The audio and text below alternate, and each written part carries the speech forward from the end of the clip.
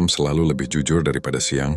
Di siang hari kita sibuk, kita tersenyum, kita berbicara, kita berpura-pura kuat, tetapi malam membongkar semuanya. Di malam hari pertanyaan itu datang, pelan, menusuk, tidak bisa dihindari. Kenapa hidup tidak adil? Kenapa ada yang berjuang mati-matian hanya untuk bertahan? Sementara yang lain bahkan tidak pernah tahu rasanya takut kehilangan. Kenapa ada yang tulus namun dikhianati? Ada yang licik namun dipuji? Kenapa ada yang bekerja tanpa lelah tetapi tetap miskin? Ada yang ceroboh tetapi tetap kaya? Kita tumbuh dengan dongeng tentang keseimbangan, tentang karma instan, tentang semesta yang selalu berpihak pada kebaikan. Tetapi realitas tidak pernah menandatangani kontrak itu. Realitas dingin, realitas tidak punya perasaan, realitas tidak memiliki empati. Ia bergerak tanpa mempertimbangkan air mata, tanpa mempertimbangkan doa, tanpa mempertimbangkan siapa yang paling pantas. Bayi lahir tanpa memilih, sebagian langsung ditempatkan dalam keamanan, sebagian langsung ditempatkan dalam kekacauan. Seseorang kehilangan orang tuanya sebelum belajar membaca, seseorang lain hidup dalam perlindungan sampai tua, seseorang cacat sejak lahir, seseorang lain diberi tubuh sempurna, dan semua itu terjadi tanpa konsultasi, tanpa musyawarah, tanpa keadilan. Kita ingin percaya bahwa penderitaan memiliki alasan yang indah, bahwa luka adalah rencana tersembunyi, bahwa kehilangan adalah bagian dari skenario besar yang masuk akal. Tetapi seringkali, tidak ada narasi heroik, tidak ada pesan tersembunyi, hanya kejadian, hanya kebetulan, hanya kenyataan yang tidak peduli. Dan yang paling menyakitkan, dunia tetap berjalan ketika kamu hancur. Ekonomi tetap bergerak, media tetap menayangkan hiburan, orang lain tetap tertawa, matahari tetap terbit, seolah kehancuranmu tidak berarti apa-apa. Inilah fakta pertama yang jarang kita akui. Hidup tidak dirancang untuk membuatmu nyaman, tidak dirancang untuk memuaskan rasa adilmu, tidak dirancang untuk memastikan semua orang bahagia.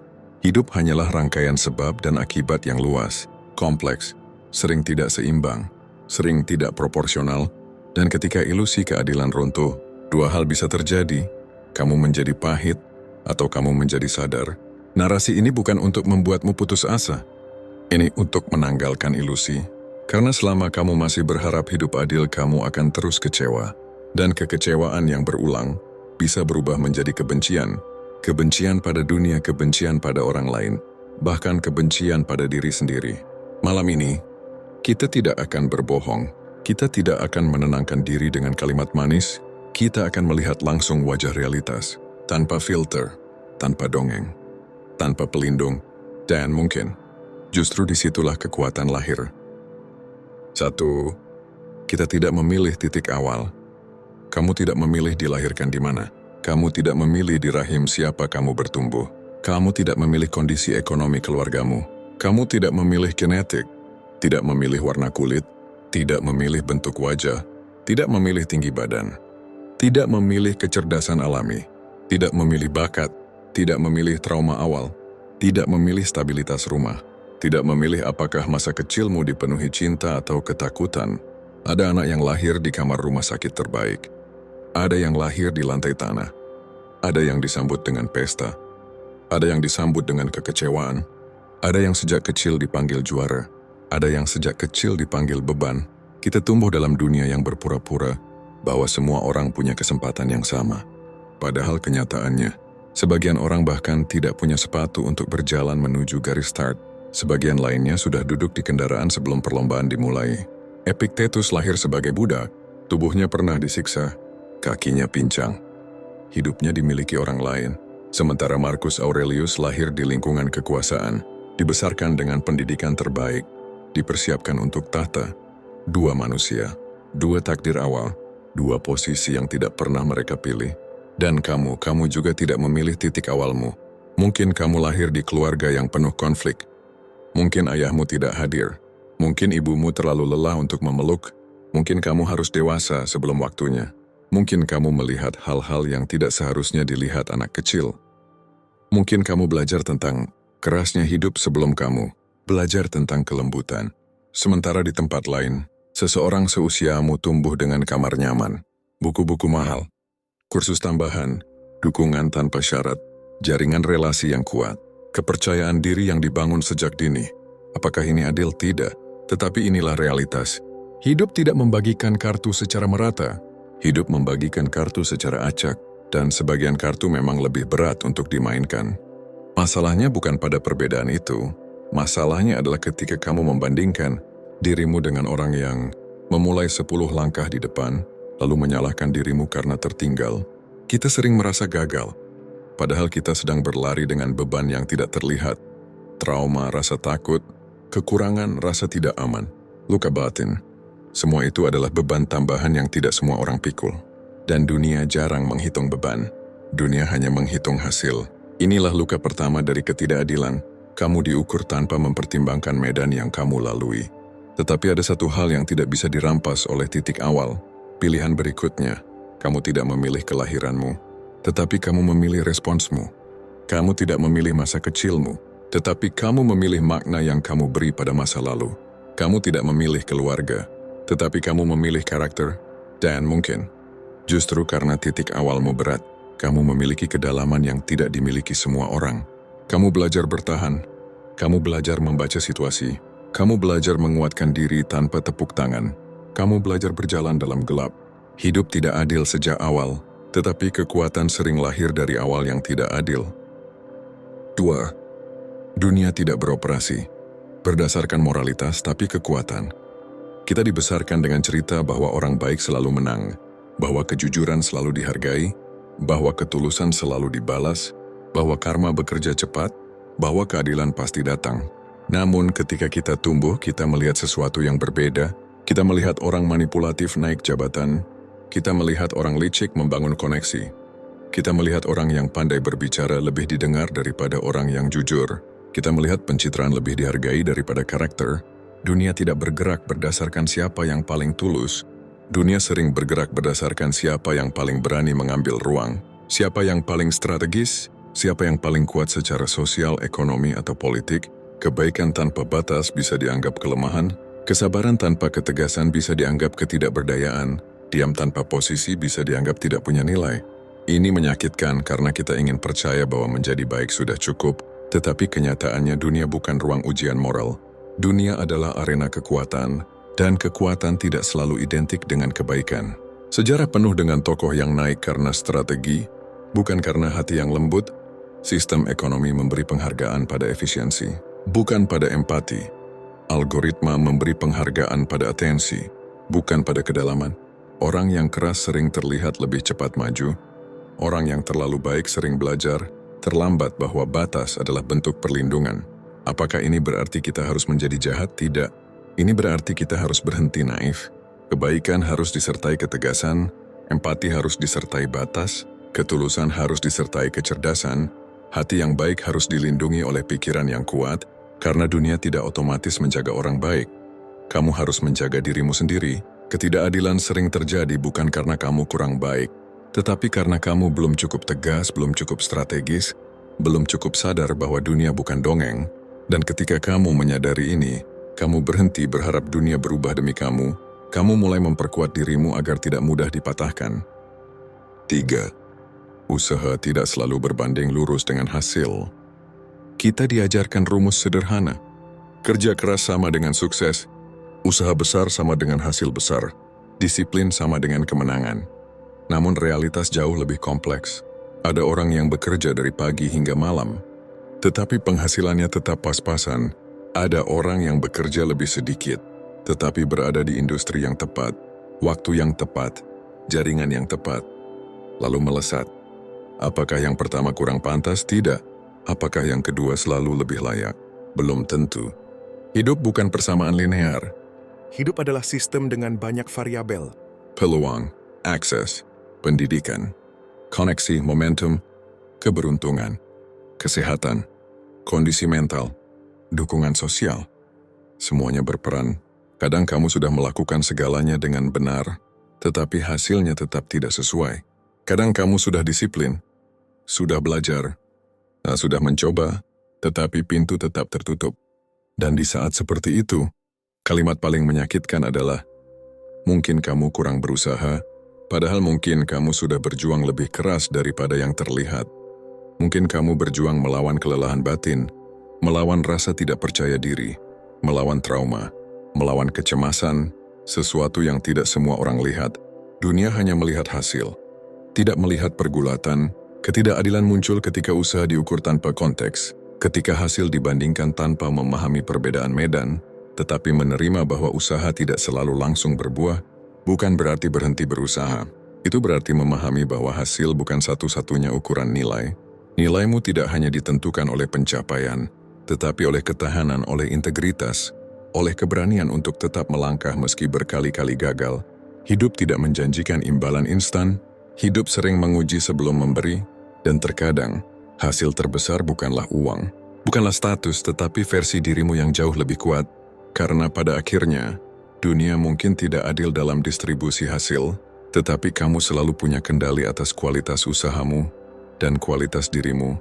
Dan dalam dunia yang tidak selalu membalas setimpal, mempertahankan martabat dalam usaha adalah bentuk kemenangan yang tidak bisa dirampas siapapun. 4. Keberuntungan adalah faktor yang tidak pernah dibagi rata. Kita suka berpura-pura bahwa hidup adalah soal kendali, soal strategi, soal disiplin, seolah semua hasil adalah konsekuensi langsung dari keputusan. Padahal ada variabel sunyi yang jarang diakui. Keberuntungan. Keberuntungan bukan hanya menang undian, bukan hanya viral mendadak. Keberuntungan adalah lahir di negara yang stabil, lahir di masa tanpa perang, lahir dengan tubuh sehat, bertemu mentor yang tepat, diterima di lingkungan yang membuka pintu, berada di industri yang sedang naik, berbicara pada orang yang kebetulan sedang butuh apa yang kamu tawarkan. Ada yang bekerja keras selama 10 tahun, tidak pernah terlihat. Lalu di tahun ke-11, satu momen kebetulan mengubah segalanya, dan dunia menyebutnya jenius.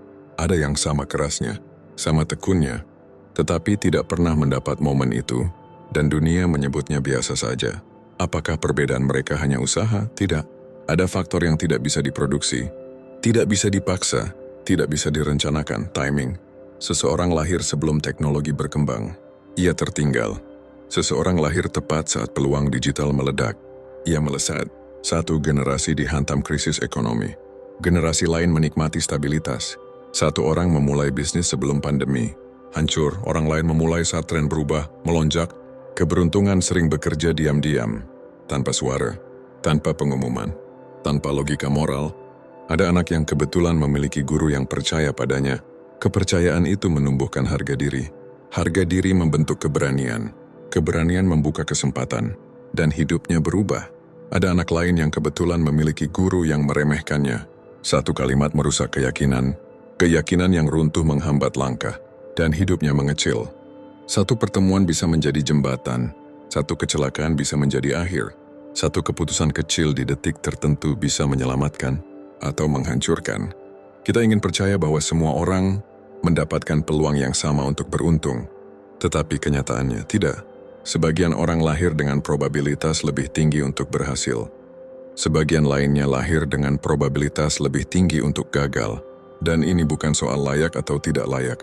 Ini soal distribusi acak yang kejam, yang lebih gelap. Orang yang beruntung sering lupa bahwa ia beruntung. Ia mengira semuanya hasil kontrol, hasil kecerdasannya, hasil superioritasnya. Ia membangun narasi bahwa siapapun bisa jika mau, tanpa menyadari bahwa ia berdiri di atas serangkaian kebetulan yang tidak ia ciptakan. Dan orang yang tidak beruntung sering menyalahkan diri, merasa kurang, merasa bodoh, merasa gagal. Padahal mungkin yang kurang hanyalah momentum. Keberuntungan tidak peduli pada moralitas, tidak peduli pada doa, tidak peduli pada kerja keras. Ia datang atau tidak datang, inilah sisi gelapnya. Hidup bisa berubah bukan karena kamu pantas, tetapi karena kebetulan. Dan kebetulan tidak bisa dinegosiasikan. Menerima ini menyakitkan, tetapi juga membebaskan. Karena ketika kamu sadar bahwa tidak semua hasil adalah cermin nilai dirimu, kamu berhenti membenci diri karena sesuatu yang bukan sepenuhnya dalam kendalimu. Namun tetap, keberuntungan tidak bisa ditunggu pasif. Satu-satunya yang bisa kamu lakukan adalah memperbesar kemungkinan, memperluas jaringan, meningkatkan kapasitas, menjaga diri tetap siap, sehingga jika kebetulan datang, kamu tidak kosong. Karena meski hidup tidak membagi keberuntungan secara adil, ia kadang memberi celah kecil, dan hanya mereka yang tetap berdiri yang bisa melihat celah itu. 5. Penderitaan tidak didistribusikan secara merata. Jika hidup tidak adil dalam keberuntungan, ia juga tidak adil dalam penderitaan. Ada anak yang kehilangan orang tua sebelum mengerti arti kata kehilangan. Ada yang tumbuh dengan keluarga utuh sampai tua. Ada yang harus bekerja sejak kecil. Ada yang tidak pernah tahu rasanya lapar. Ada yang setiap hari tidur dengan kecemasan. Ada yang tidak pernah mengenal ketakutan yang sama. Penderitaan tidak datang sesuai giliran, tidak datang sesuai usia, tidak datang sesuai kesiapan. Satu orang menjalani hidup relatif stabil. Satu orang lain dihantam musibah bertubi-tubi, sakit, kehilangan, pengkhianatan, kegagalan, seolah hidup memilihnya sebagai target. Dan yang paling kejam, dunia tetap berjalan. Ketika kamu berduka, orang lain tetap tertawa. Ketika kamu kehilangan, orang lain merayakan. Ketika kamu hancur, timeline tetap penuh kabar bahagia. Hidup tidak berhenti untuk menghormati lukamu. Ada orang yang membawa trauma masa kecil seumur hidup. Trauma itu membentuk cara ia mencintai. Cara ia perkaya. Cara ia bereaksi. Ia mungkin terlihat dewasa, tetapi di dalamnya ada anak kecil yang belum pernah dipeluk. Dan dunia tidak melihat itu. Ada orang yang berjuang melawan depresi, kecemasan, gangguan mental. Setiap hari adalah pertempuran. Tetapi karena lukanya tidak terlihat, ia dianggap lemah, dianggap kurang bersyukur. Penderitaan juga diwariskan. Kemiskinan diwariskan. Pola kekerasan diwariskan. Ketakutan diwariskan.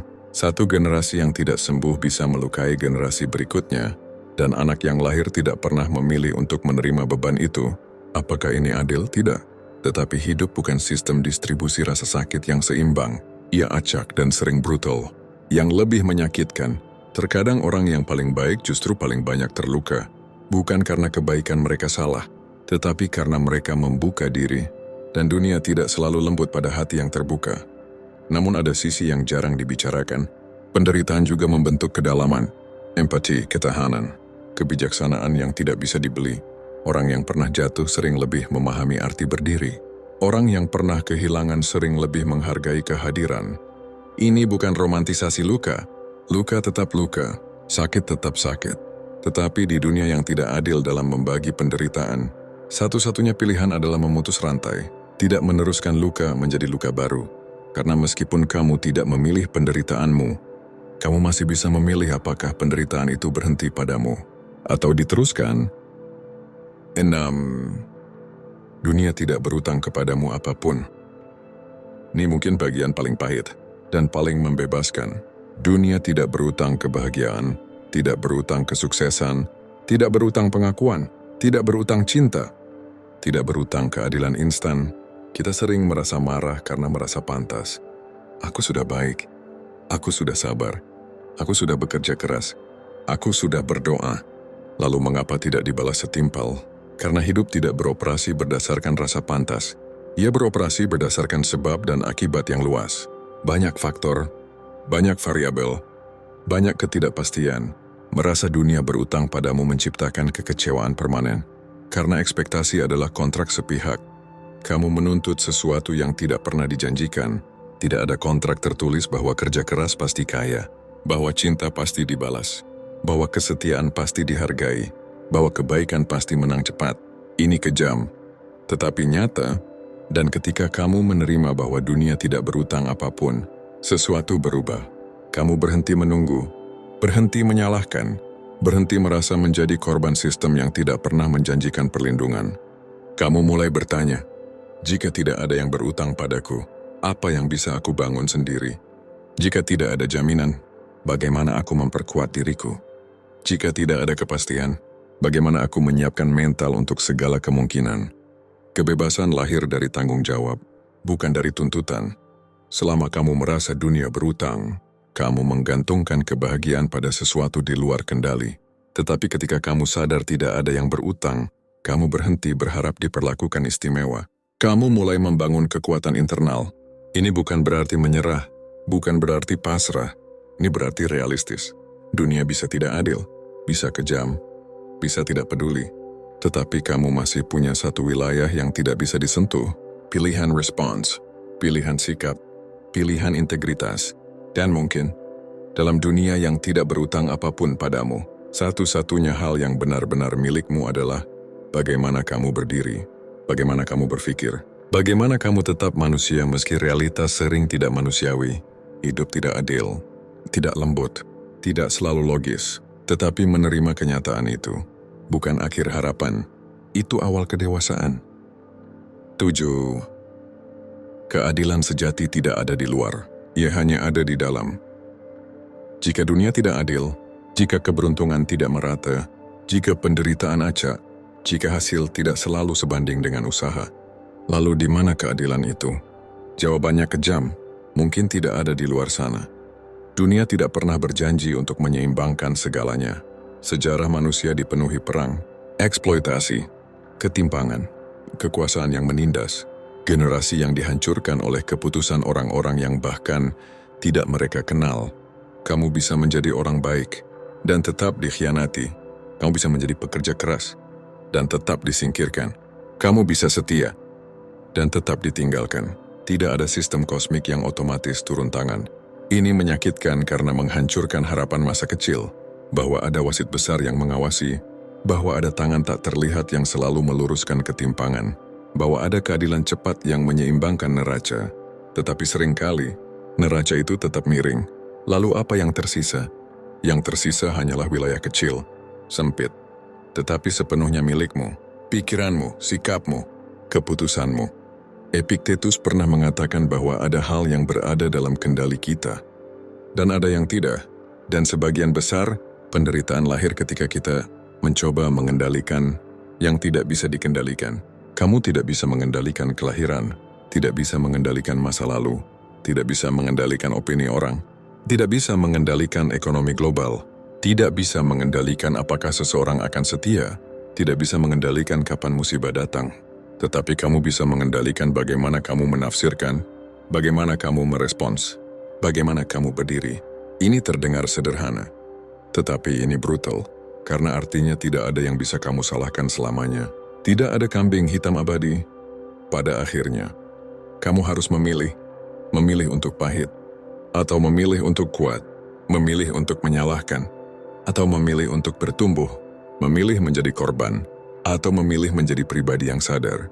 Keadilan eksternal mungkin tidak pernah datang, tetapi keadilan internal adalah ketika kamu tidak mengkhianati nilai dirimu sendiri, ketika kamu tetap jujur meski dunia curang, tetap berintegritas meski orang lain manipulatif, tetap bermartabat meski diperlakukan rendah.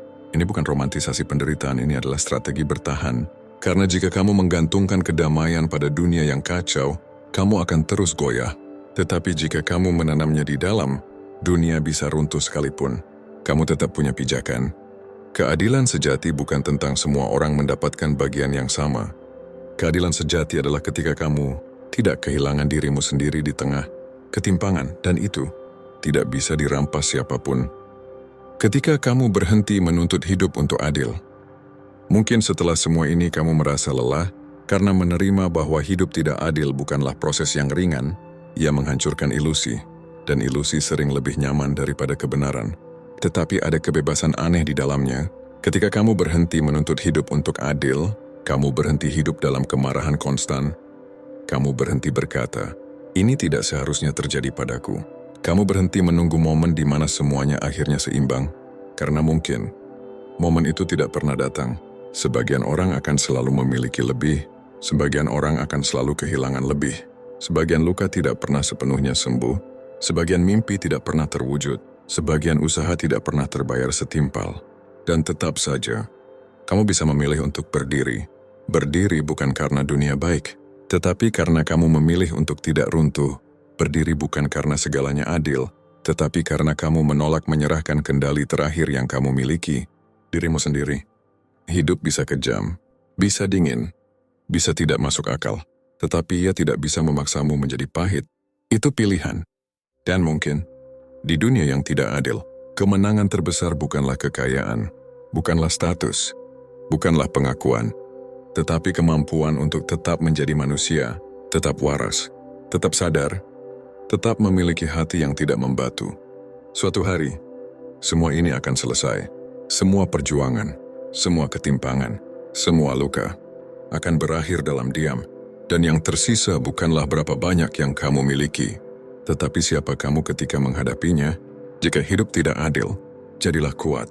Jika dunia tidak peduli, pedulilah pada integritasmu. Jika realitas dingin, jangan biarkan jiwamu ikut membeku. Karena dalam semesta yang tidak menjanjikan apapun, fakta bahwa kamu masih berdiri, masih berpikir, masih mencoba, adalah bentuk perlawanan yang sunyi, tetapi dahsyat. Dan mungkin, itu sudah cukup